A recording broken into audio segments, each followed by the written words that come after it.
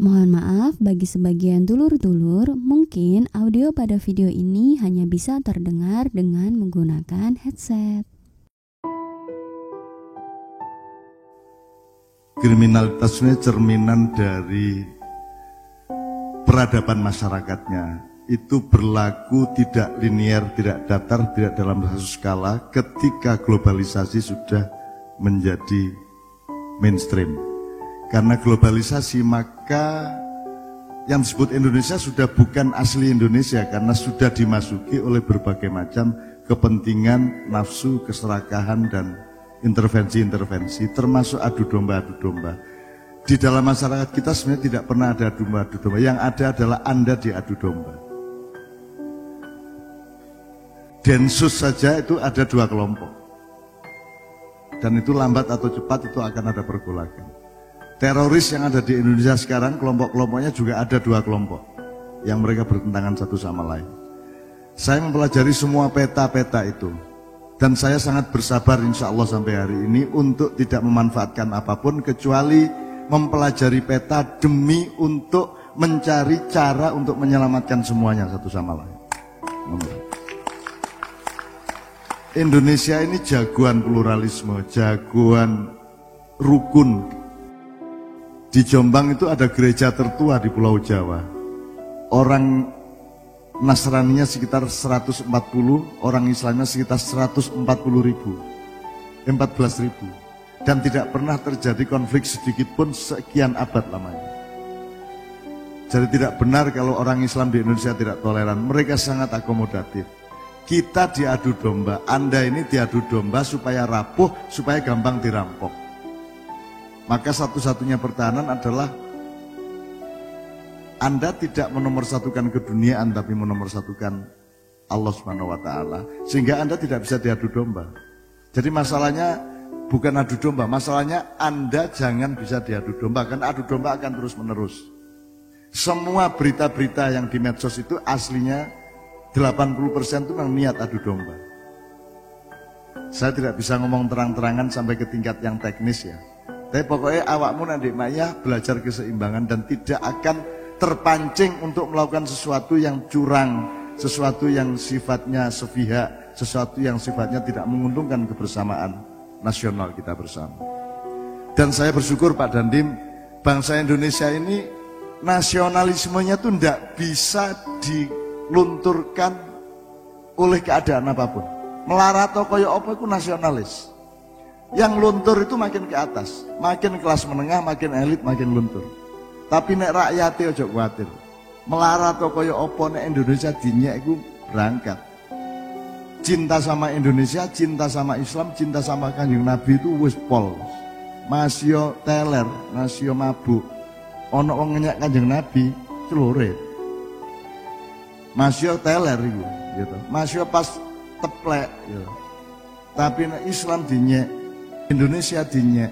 Saya menemukan di banyak negara anak-anak kita, TKI, TKW. Saya sangat mengagumi nasionalisme mereka. TNI itu nasionalismenya sudah sangat teruji sedemikian rupa dengan hidup yang sangat berat. Ya, mereka tetap nasionalis sejati. Dan saya menjumpai banyak sekali tentara-tentara sejati. Bukan hanya tentara-tentara profesional, apalagi tentara-tentara kapitalis. Mudah-mudahan itu akan makin menjadi soko guru dari tentara rakyat Indonesia. Karena kita ini punya 5 pilar, rakyat, tentara dan polisi, yang kedua, yang ketiga cendekiawan, nomor 4 kekuatan kebudayaan, nomor 5 kekuatan spiritual, agama dan adat istiadat. Waktu Pak Harto dulu yang berkuasa yang kedua. Setelah reformasi yang berkuasa yang ketiga yaitu kaum cendekiawan, wong pinter-pinter, pidato macam-macam, anti korupsi padahal nyolong. Sak piturute. Ini yang berkuasa terakhir-terakhir ini adalah pilar yang ketiga. Pilar keempat dan kelima yaitu agama, kebudayaan, adat istiadat, agama itu tidak pernah berkuasa.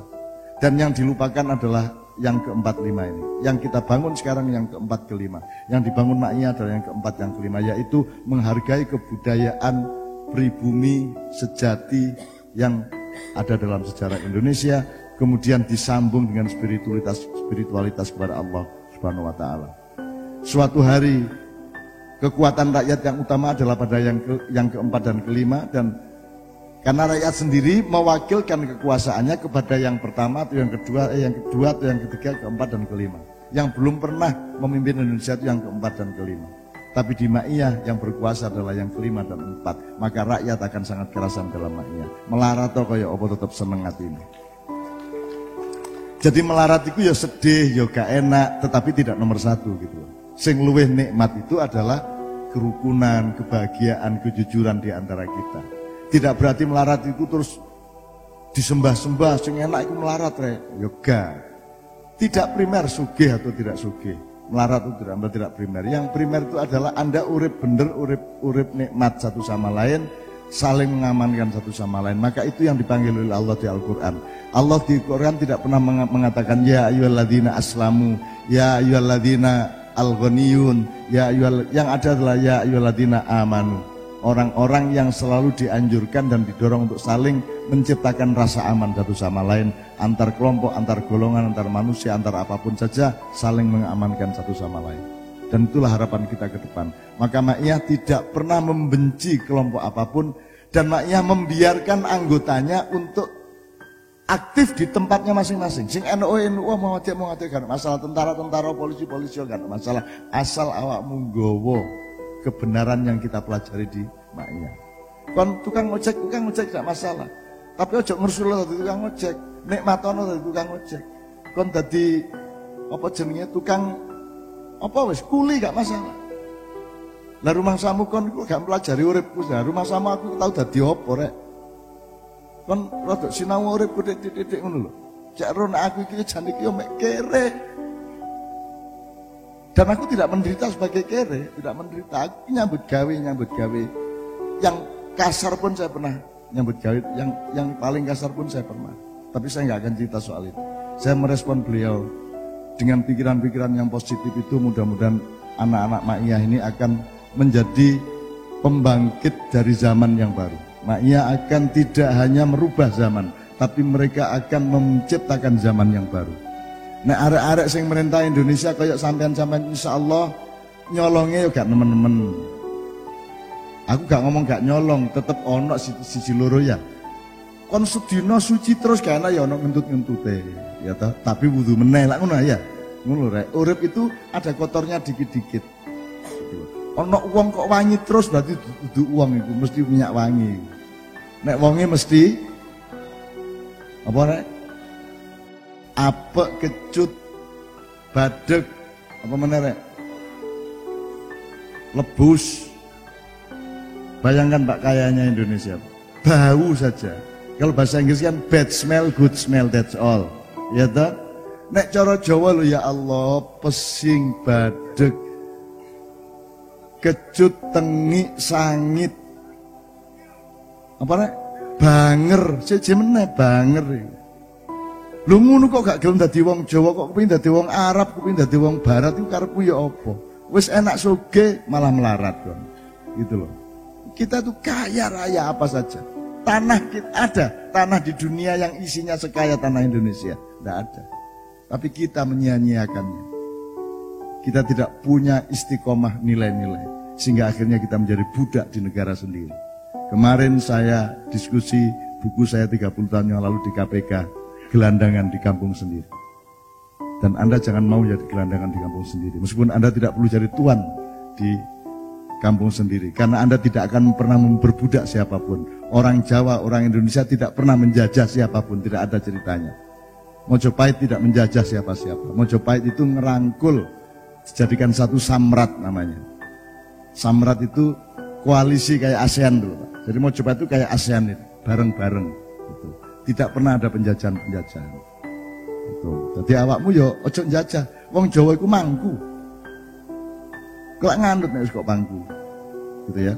Mulane rajane jenenge Mangku Bumi, Mangku Hamengkubuwana, mangku-mangku kabeh. Dadi pokoke wong Indonesia gak kira nyidek-idek sing ana iku mangku. Dan yang mangku pasti di bawah. Lho sampean sing teko-teko lor teko barat iku tak pangku, ojo ngisingi aku. Sampeanku tak pangku, tak los-los, tak sayang. Gitu loh. Jangan menjajah kalau sebab kalau Kalau peristiwa sadisnya perang sosial tidak ada yang melebihi Indonesia. Tahun 65 itu tidak pernah terjadi di sepanjang sejarah Indonesia, sejarah dunia. Mulanya hati-hati di Indonesia. Arek-arek iki sabare gak karu-karuan. Nerimo ngalah. Wong Jawa ngomong ngalah iku artine apa kondo? Iku teko Allah, ngallah. Jadi menyerahkan dan percaya kepada kekuasaan Allah, tak ngallah. Mergo wong Jawa ya ngalah kan gitu. Itu ya. Sabbahalillahi ma fis samawati wa ma fil ardh. Semua bertasbih kepada Allah. Lebah-lebah bertasbih kepada Allah, binatang bertasbih kepada Allah, semuanya ya. Angin, daun yang bergoyang, rumput, apapun saja semua bertasbih kepada Allah. Terus ana sing takon, "Loh, watu iku benda anu ta, makhluk hidup ta kok bertasbih kepada Allah?" Tasbih iku gak kaya kontok. Watu mau menjadi watu setia dengan hakikat watu, itu namanya bertasbih. Gak kok terus ono watu terus subhanallah subhanallah ya kok lak melayu kon. Bayangno ono watu kok terus subhanallah subhanallah lak melayu kon gitu ya. Jadi tasbih itu macam-macam, sama dengan sholat itu macam-macam. Sholatnya Allah kepada Rasulullah tidak sama dengan sholatnya Rasulullah kepada Allah.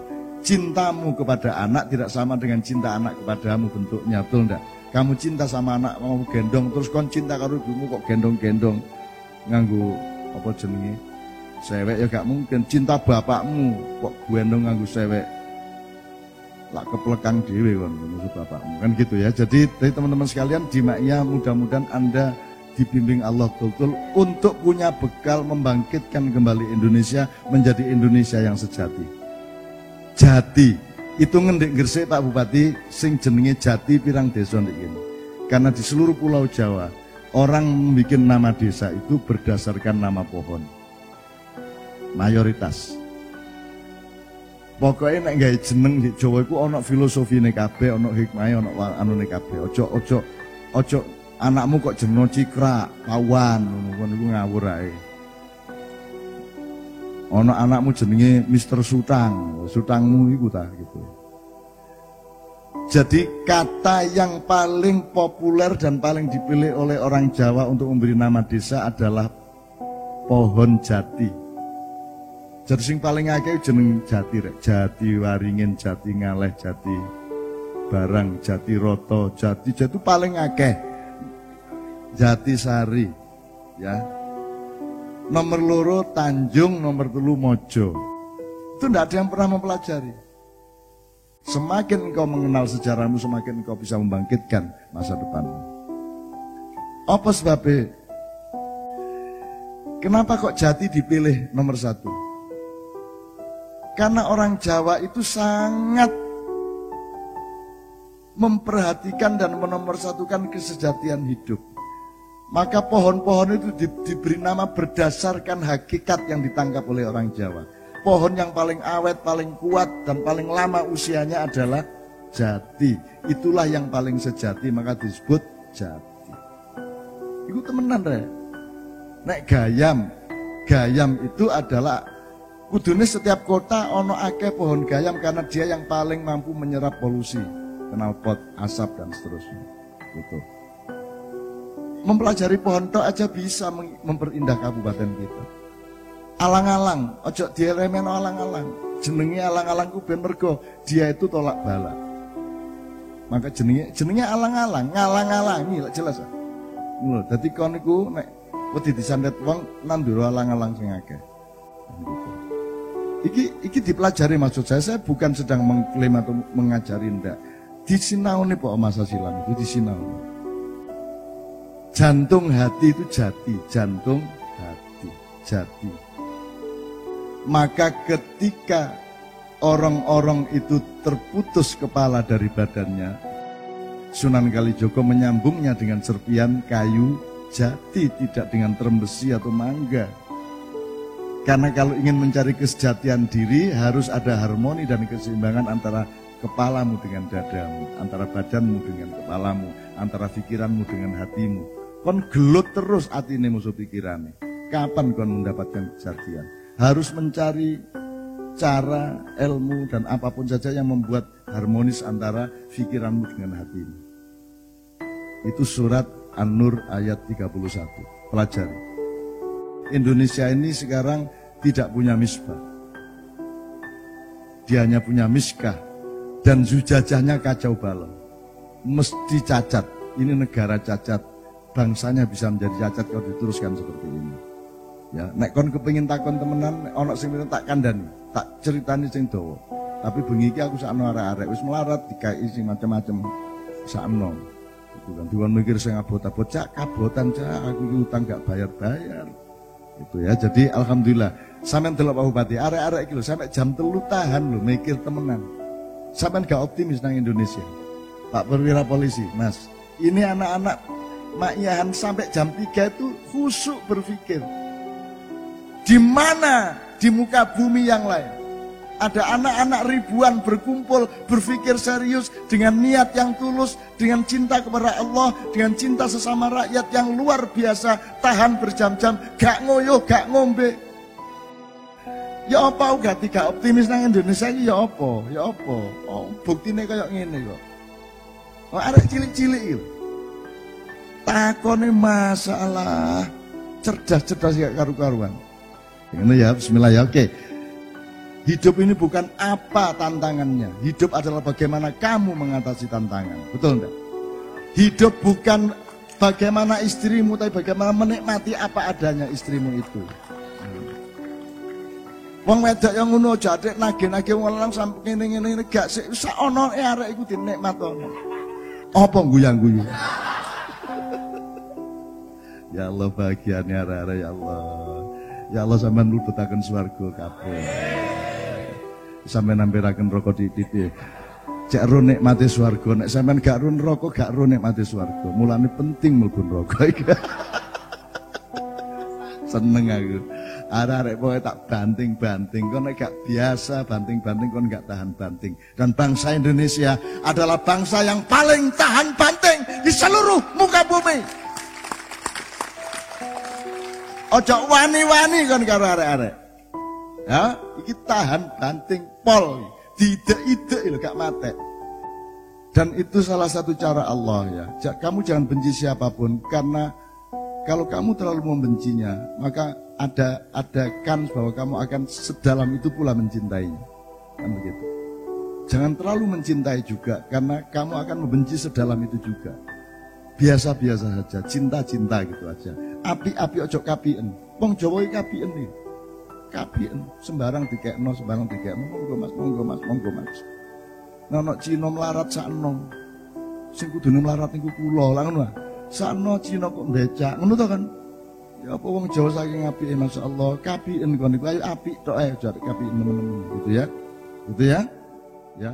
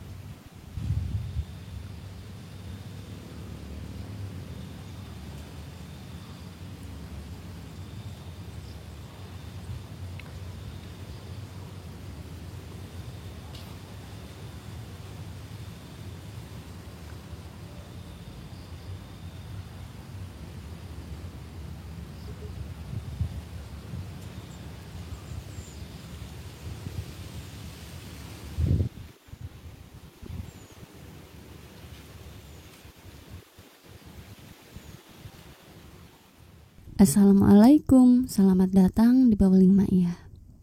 Berikut ini adalah kutipan video Sinau Bareng tahun 2018.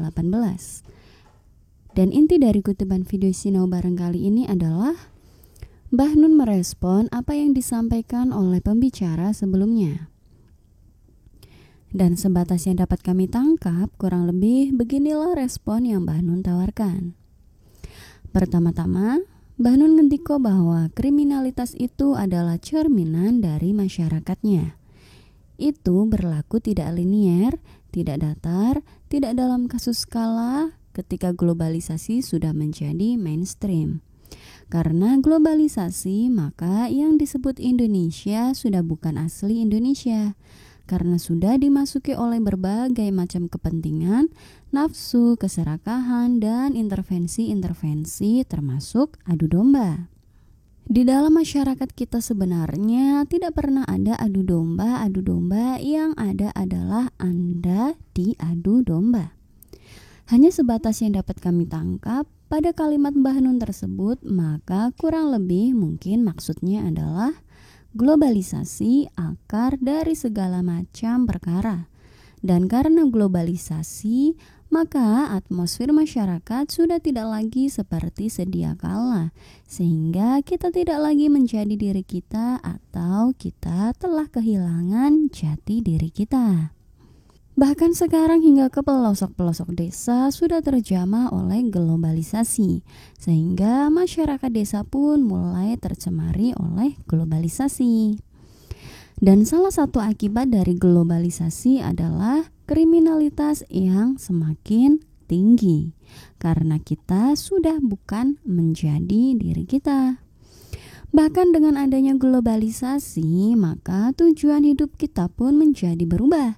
Cita-citanya pun berubah, ideologinya berubah, jati diri kita berubah, dan saling berebut pun menjadi lebih padat.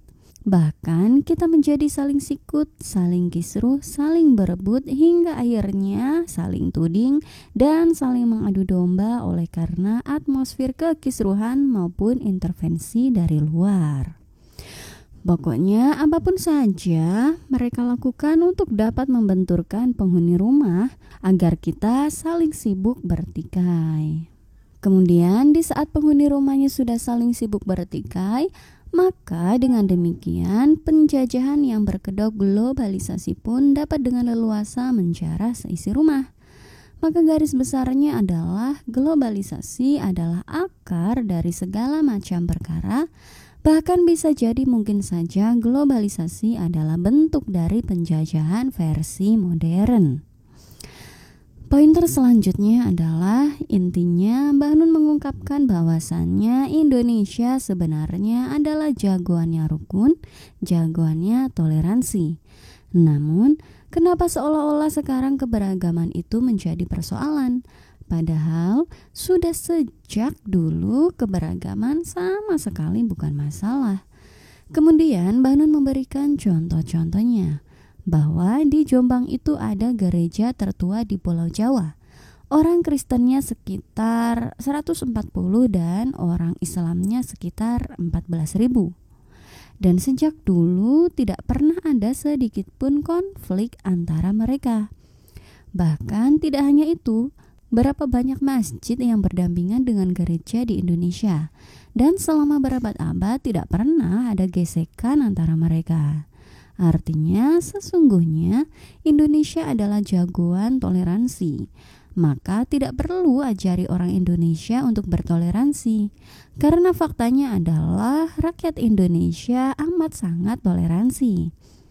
Justru orang-orang di luar sana yang harus belajar apa itu toleransi kepada Indonesia. Karena di luar sejak dulu sering sekali terjadi asal dorlah di sekolahan, di tempat peribadatan, di ruang publik, dan sebagainya. Bahkan sejak dulu perkara black and white pun selalu saja ada. Indonesia walaupun minoritas, Anda akan aman dan nyaman hidup di Indonesia. Namun sebaliknya, jika Anda orang Islam menjadi minoritas di Amerika atau Eropa, maka rasa-rasanya Anda tidak akan nyaman hidup di sana. Itulah bukti bahwa rakyat Indonesia adalah jagoan pluralisme, jagoan toleransi. Sehingga jika ada yang masih membahas toleransi ataupun pluralisme, maka sebenarnya merekalah yang harus dipertanyakan. Karena sesungguhnya bangsa Indonesia sudah hatam dengan toleransi dan pluralisme sejak dulu kala. Orang Indonesia itu nasionalismenya tidak pernah bisa dilunturkan oleh keadaan apapun saja. Walaupun mereka miskin, tapi nasionalisme mereka tidak sedikit pun luntur. Bahkan meskipun teler, kalau Indonesia dihina, Kanjeng Nabi dihina, Islam dihina, maka mereka tidak akan tinggal diam. Jadi, soal nasionalisme sesungguhnya rakyatlah juaranya. Bahkan justru yang di atas-atas itu menurut Mbah Nun yang harus dipertanyakan nasionalisme mereka. Karena tidak jarang mereka berpidato anti korupsi lah, nasionalis lah, NKRI lah. Tapi nyatanya merekalah yang justru menghancurkan NKRI. Pointer selanjutnya, Mbah Nun membahas perihal 5 pilar. Jadi pilar yang pertama adalah rakyat, pilar kedua tentara dan polisi, pilar ketiga cendekiawan, pilar yang keempat kekuatan kebudayaan, pilar kelima kekuatan spiritual agama, adat dan istiadat. Menurut Mbah Nun, pada masa Pak Soeharto yang berkuasa adalah pilar yang kedua, yakni tentara dan polisi. Kemudian setelah reformasi berganti, yang berkuasa adalah pilar yang ketiga, yakni cendekiawan. Orang pintar-pintar pidato panjang lebar anti korupsi padahal maling juga. Dan pilar yang keempat dan kelima belum pernah menjadi penguasa, yakni agama, kebudayaan, adat istiadat. Dan menurut Mbah Nun, yang dilupakan sekarang ini adalah yang keempat dan kelima. Dan yang dibangun Ma'iyah adalah pilar 4 dan 5. Yaitu menghargai kebudayaan pribumi sejati yang ada di dalam sejarah Indonesia, kemudian disambung dengan spiritualitas kepada Allah Subhanahu wa Ta'ala. Kemudian Mbah Nun mengemukakan optimismenya bahwa suatu hari kekuatan rakyat yang utama adalah pada pilar keempat dan kelima. Karena menurut Mbah Nun, rakyat mewakili atau mengamanatkan kekuasaan kepada kelima pilar tersebut. Sementara pilar 4 dan 5 belum pernah memimpin Indonesia. Sehingga Ma'iyah ini membangun pilar 4 dan 5 untuk mempersiapkan agar suatu saat pilar 4 dan 5 inilah yang akan memegang kekuasaan di Indonesia. Selanjutnya, Mbah Nun ngendiko bahwa di Ma'iyah isinya adalah pilar keempat dan 5 dan mereka kerasan di Ma'iyah karena merasa nyaman. Jadi walau miskin, kaya, bagaimanapun juga mereka tetap bahagia di Ma'iyah. Mbah Nun pun ngendiko bahwa bukan berarti kita menyembah-nyembah kemiskinan lantas kemudian menganggap bahwa yang enak itu miskin. Sama sekali bukan begitu. Karena justru di Ma'iyah sudah tidak ada urusan kaya ataupun miskin. Karena kaya dan miskin itu tidaklah primer. Yang primer adalah Anda hidup bahagia, menjadi diri Anda sendiri, saling rukun, saling berbuat baik kepada sesama, itulah yang primer. Perkara miskin atau kaya itu urusan belakangan. Intinya yang primer adalah kenikmatan berbuat baik dan saling mengamankan dalam kehidupan. Dan oleh sebab itu, maka yang dipanggil oleh Allah di dalam Al-Quran bukan ya ayyuhalladzina ghaniyyu atau wahai orang-orang yang kaya, bukan juga ya ayyuhal aslamu, namun yang dipanggil oleh Allah di dalam Al-Quran adalah ya ayyuhalladzina amanu, orang-orang yang selalu dianjurkan dan didorong untuk menciptakan rasa aman satu sama lain. Antar kelompok, antar golongan, antar manusia, antar apapun saja saling mengamankan satu sama lain. Dan itulah harapan kita ke depannya. Maka menurut Mbah Nun, Ma'iyah tidak pernah membenci kelompok apapun saja dan Ma'iyah membiarkan anggotanya aktif di tempatnya masing-masing. Yang tentara silahkan tentara, yang polisi silahkan polisi, yang NU, yang Muhammadiyah dan lain sebagainya. Pokoknya apapun saja silahkan, tidak masalah. asalkan engkau membawa apa yang kita sudah pelajari bersama-sama di dalam ma'iyah selama ini. Mbah Nun pun mencontohkan, misalkan Anda jadi tukang ojek, jangan ngeluh menjadi tukang ojek, atau jadi kuli, jangan ngeluh menjadi kuli. Tapi nikmatilah apapun yang Anda miliki dan bersungguh-sungguhlah dalam menjalaninya. Karena itu adalah bagian dari tujuan hidup, yakni dalam rangka sedang beribadah.